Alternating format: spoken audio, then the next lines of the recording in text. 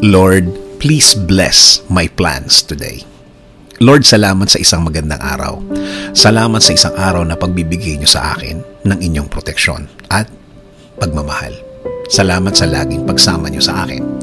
Salamat sa laging nakahanda kayo para tulungan ako.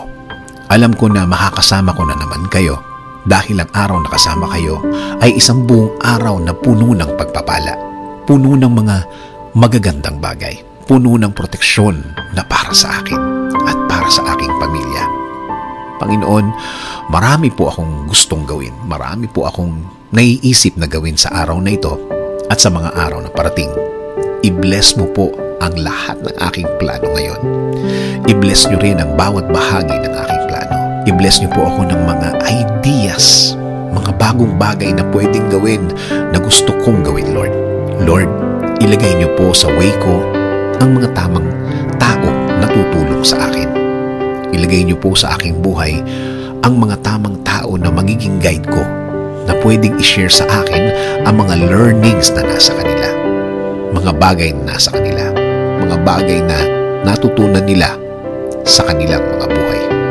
Panginoon, ibigay niyo din po ang mga bagong opportunity sa aking buhay. Mga bagay na kailangan ko po sa aking plano. Mga bagay na kailangan ko po na nasa akin para makatulong po sa akin. So I'm asking you, Lord, to please bless my plan. Bless niyo po ang aking mga dadaanan na experience. Mga pangyayari na sana po hindi po mabigat sa akin at hindi po mabigat para sa aking plano. Lord, panatilihin niyo po akong malakas. Ilayo niyo po ako sa mga sakit at mga viruses na nagkalat sa labas ngayon.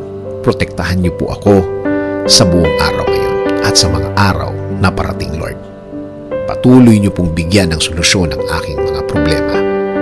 Patuloy niyo po akong bigyan ng wisdom. Turuan niyo akong maging mahinahon. Turuan niyo akong maging focus sa vision na ibinigay niyo sa akin para sa aking plano, sa aking buhay. Kayo na din po ang bahala sa aking pamilya, Lord. Alagaan niyo din po sila at i-bless sa araw-araw ng kanilang buhay. Bigyan niyo din po sila ng proteksyon. Bless them with your guidance and direction. In Jesus' name we pray. Amen.